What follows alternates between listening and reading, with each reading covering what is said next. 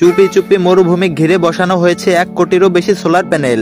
সাগরের তলদেশে বিছানো হয়েছে 5000 কিলোমিটার অপটিক্যাল কেবল, আর 37 তলা ভবনের থেকে উঁচু জাহাজ লিফট, যেটা দিয়ে মানুষ নয় ওঠানামা করে বিশাল বিশাল সব সমুদ্রের জাহাজ।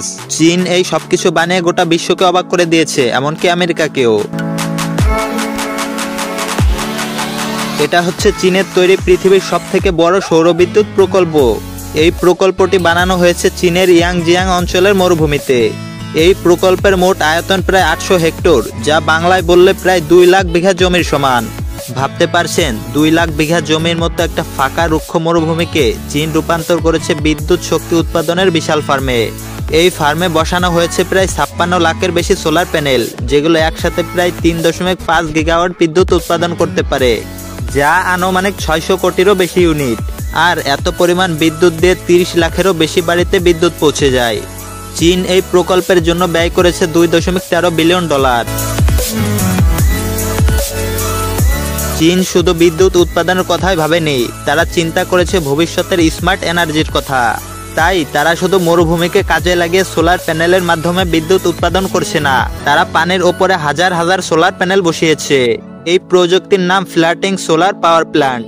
বর্তমানে চীন বিদ্যুৎ উৎপাদন টেকনোলজির সবচেয়ে বড় খেলোয়াড় হয়ে উঠেছে, আর তারা তৈরি করেছে বিশ্বের অন্যতম বৃহৎ ভাসমান সোলার ফার্ম।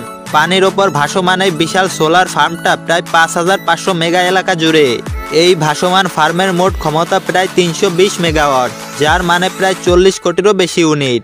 আর এত পরিমাণ ইউনিট দিয়ে আপনি বাংলাদেশের একটি শহর অনায়াসে চালাতে পারবেন। চীন এতদিন যা বানিয়ে এসেছে তা এক কথায় ছিল টেকনোলজির বিস্ময়, কিন্তু এবার তারা বানিয়েছে এমন এক তেলবাহী জাহাজ যেটার ইঞ্জিন না চলে বিশাল সমুদ্র পাড়ি দিতে পারে শুধু বাতাসের শক্তি দিয়ে।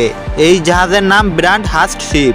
এটা কোনো সাধারণ কার্গো শিপ না, এটা তেল পরিবহনের জন্য বিশাল এক ট্যাঙ্কার। এর দৈর্ঘ্য প্রায় 200 মিটার, যা 2টি ফুটবল মাঠের থেকেও বড়। আর এই জাহাজের সবচেয়ে বড় চমক, এর গায়ে লাগানো আছে উইন্ড উইং, যেটা এই জাহাজগুলোর পাল, যার প্রতিটি পাল 30 থেকে 35 মিটার লম্বা, মানে 10 তলা ভবনের সমান উঁচু। এই পালগুলো বাতাসকে টেনে ধরে, আর সেই বাতাস ধরে জাহাজকে সামনের দিকে ঠেলে দেয়। জাহাজ যখন খোলা সমুদ্রে থাকে তখন এই পালগুলো হয়ে ওঠে জাহাজের আসল চালক।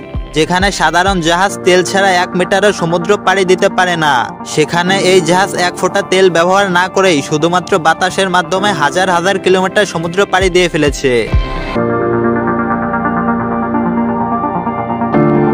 নদীর ওপরে চীন তৈরি করেছে বিশ্বের সবথেকে বড় বাঁধ। এই বাঁধের নাম 3 গর্জিয়াস ড্রাম। এই বাঁধ পানির প্রবাহকে থামিয়ে দিয়েছে, তার সঙ্গে সঙ্গে আটকে গেছে জাহাজ চলাচলও। যেখানে আগে নদী পথে সহজে জাহাজ চলতো, সেখানে এখন জাহাজ এসে দাঁড়ায় বাঁধের মুখে, সামনে কোনো রাস্তা নেই। এই সমস্যার একটাই সমাধান ছিল, জাহাজকে বাঁধের ওপরে উঠিয়ে নেওয়া, আর চীন সেটাই করেছে।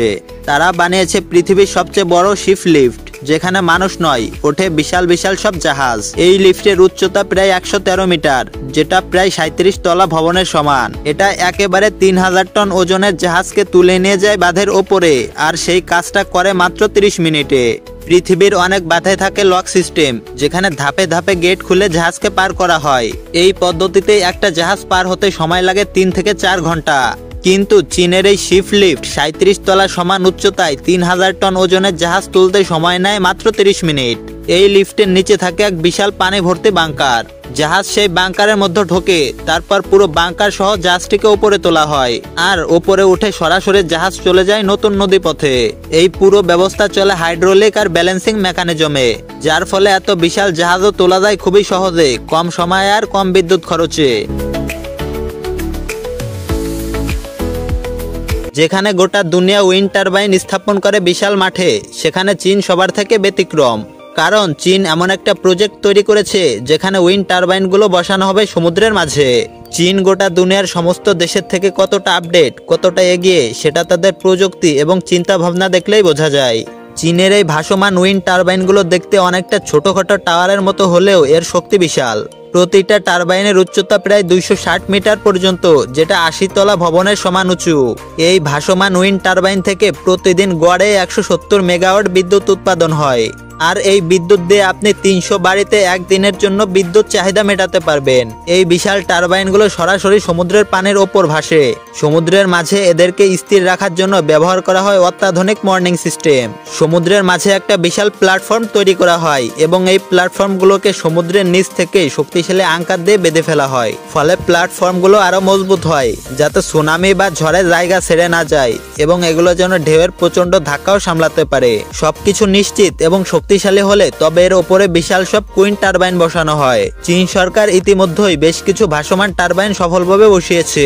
তাদের পরিকল্পনা অনুযায়ী আগামী কয়েক বছরের মধ্যে 3000 মেগাওয়াট ক্ষমতা সম্পন্ন ভাসমান উইন্ড ফার্ম গড়ে তোলা হবে।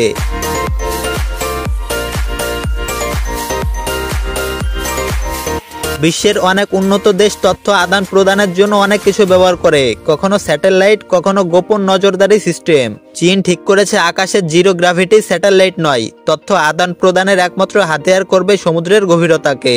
চীন এখন সমুদ্রের একদম গভীরে 5000 কিলোমিটার লম্বা ফাইবার অপটিক্যাল কেবল বিছাচ্ছে। এই কেবলের মাধ্যমে চীন তাদের তথ্য শুধু গোপন রাখবে না, অন্য দেশের গোপন তথ্য খুব সহজে জেনে ফেলবে। এই কেবলের স্পিড এমন হবে যে প্রতি সেকেন্ডে প্রায় 480 টেরাবাইট ডেটা আদান প্রদান করা যাবে, মানে এক সেকেন্ডে প্রায় 1000 সিনেমা ডাউনলোড করা যাবে।